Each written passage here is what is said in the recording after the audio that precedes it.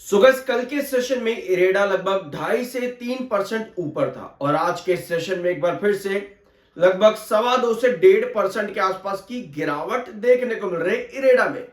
अब last video में हमने डिस्कस किया था कि आईपीओ लिस्टिंग के बाद से स्टॉक ने लगभग 5 गुना रिटर्न दिए। उसके बाद स्टॉक एक गिरावट के बाद लंबे कंसोलिडेशन फेज में है, जहां पर 150 की रेंज से लेकर के 160 की रेंज का एक कंसोलिडेशन फेज स्टॉक में चल रहा है। लेकिन ऐसा है क्यों, इस सब के लिए हमने पिछले वीडियो में डिस्कशन किया था। अगर आपने नहीं देखा है जरूर चेकआउट कर लेना, बहुत सी इंफॉर्मेशन आपके सामने वहां क्लियर हो जाएगी। चलते हैं आगे, शुरुआत करते हैं वीडियो को। वी आर NISM 7 सर्टिफाइड, तो सब्सक्राइब जरूर कर देना। लास्ट वीडियो के अंदर हमने डिस्कस किए थे आपके इंपॉर्टेंट लेवल्स, जैसे कि 160 एंड 156।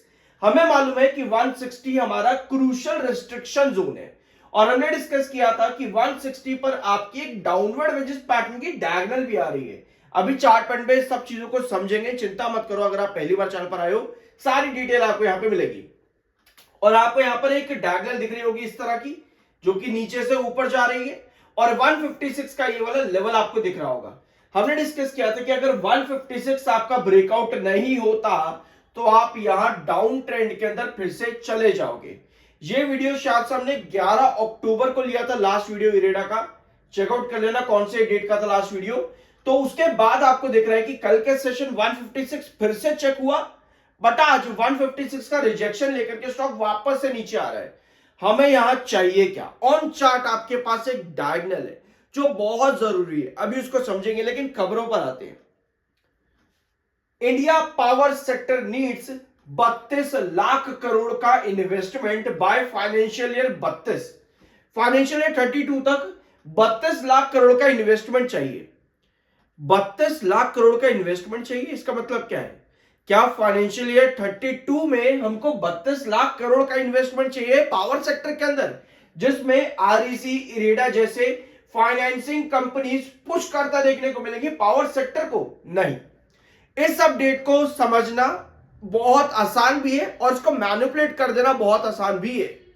मैनिपुलेट कैसे हो सकता है कि भैया 32 लाख करोड़ का इन्वेस्टमेंट चाहिए, इतना पैसा कहां से आएगा, बेकार सेक्टर हो गया है, घटिया है, कचरा है? नहीं, ध्यान से देखना यहां पर। अकॉर्डिंग टू रिपोर्ट्स, अभी तक जो फाइनेंशियल ईयर 26 आपका चल रहा है, इस फाइनेंशियल ईयर 26 में जो प्लान है सरकार का वो है 86,138 करोड़ का इन्वेस्टमेंट, कैपिटल एक्सपेंडिचर भी इसको आप कह सकते हो। सरकार यहां पर पुश कर रही है लगातार। ऑल्दो जो आपका फाइनेंशियल ईयर 25 था, वहां पर जो इन्वेस्टमेंट था वो अभी भी पूरी तरह से यूटिलाइज नहीं किया गया है। वो इन्वेस्टमेंट अभी भी पूरी तरह से कंसोलिडेट नहीं किया गया है। यही काम आपका रेलवेज के साथ है। क्या आपको मालूम है?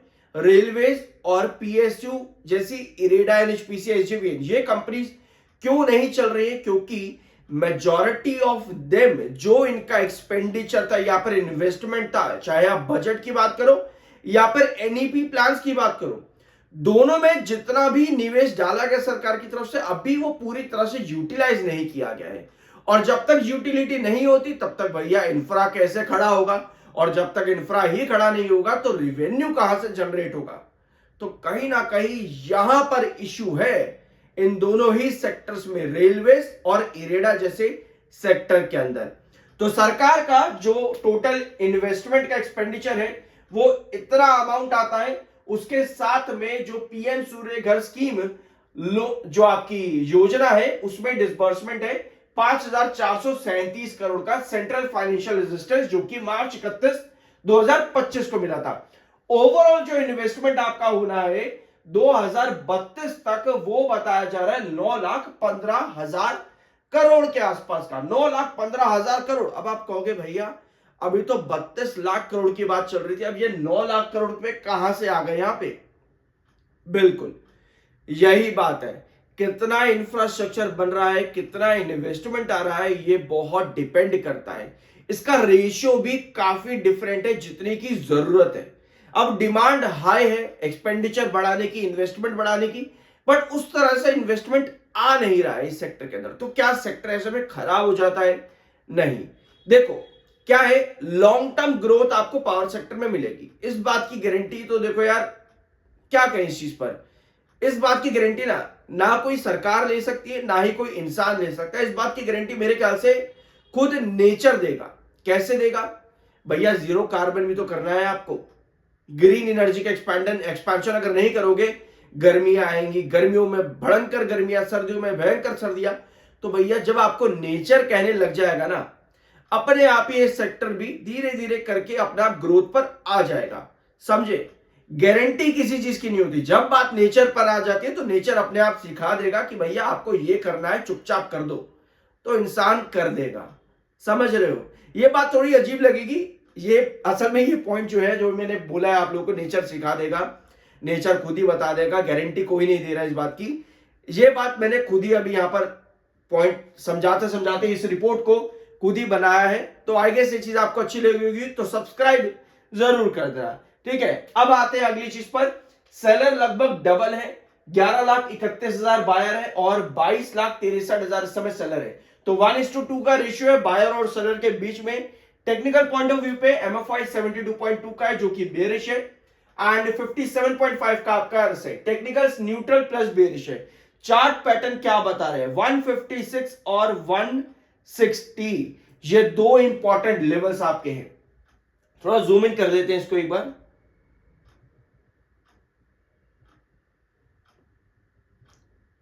ठीक है, अभी चार्ट पर आपको दिख रहा है यहां पे 160, ये है 156। ठीक है, ये दो लेवल्स इतने इंपॉर्टेंट है जितना इंपॉर्टेंट आपका ये डायगोनल है। ये डायगोनल बहुत ज्यादा इंपॉर्टेंट है। आपको दिख रहा है कि बार बार स्टॉक एक ही रेंज से रिजेक्ट हो रहा है। कल भी यहीं पर 156 पर आता रिजेक्शन हुआ, आज भी 156 से रिजेक्शन मिला है। हमारा जो इंपॉर्टेंट बेस है वो है 148। जब भी कोई स्टॉक एक अपवर्ड वेजिस पैटर्न पर जाने की कोशिश करता है ना, उस अपवर्ड वेजिस पैटर्न के अंदर एक रिस्ट्रिक्शन आता है जहां से स्टॉक रिजेक्ट होता है। इरेडा के केस में वो है 160 का लेवल। और जब भी आपको इस तरह के रिजेक्शन फेल होते देखने को मिले लगातार एक और रिस्ट्रिक्शन पर, जो कि 160 के नीचे हो, इन केस ऑफ इरेडा वो है 156, तो उस कंडीशन पर अगर ये रिजेक्शन लगातार मिलता है तो स्टॉक एक टाइम आता है जब अपना वो अपवर्ड वेजिस पैटर्न, जो ये डायगोनल आप देख रहे हो यहां पर, वो अपना अपवर्ड वेजिस पैटर्न तोड़ देता है, वहां पर ब्रेक डाउन हो जाता है। तो ऐसी कंडीशन पर अगर आपकी जो डायगोनल है यहां से स्टॉक नीचे टूटता है तो आप 148 पर डिप लेते हो। और अभी तक की जो कहानी रही है इरेडा की पिछले लगभग साल भर के अंदर, इसको थोड़ा जूम आउट करते हैं एक बार। यहां पर देखो, साल भर के अंदर आपकी यही कहानी बार बार रिपीट हो रही है इरेडा में। बार बार एक ही चीज रिपीट हो रही है इरेडा में। यहां पर देखो, इस ट्रेंड को भी देखो, अभी जो ट्रेंड चल रहा है वो भी आप यहां पर देख सकते हो। मतलब अपवर्ड वेजिस पैटर्न आता है, फिर बाद में रिजेक्शन आते ही वापस से ड्रॉप, रिजेक्शन आते ही ड्रॉप, रिजेक्शन आते ही यहां पर भी ड्रॉप मिला, यहां पर भी ड्रॉप मिला, फिर एक अपवर्ड वेजिस पैटर्न पर चला गया। अब अगर यहां पर भी रिजेक्शन मिल जाता है इस डायगोनल के नीचे, तो आप 148 पर वापस से आते हो, जहां पर 148 भी अगर आपका ब्रेकडाउन होता है तो उस कंडीशन पर हमारा क्रूशियल बेस जो आता है वो है 142 का। तो अभी जिस कंडीशन पर इरेडा है ये इंपॉर्टेंट साइडवेज पैटर्न भी है, बट अगर ये आपके सारे पैटर्न यहां पर भी कंटिन्यू हो जाते हैं तो थोड़ा सा अलर्ट रहने की जरूरत तो डेफिनेटली पड़ती है इन्वेस्टर्स को।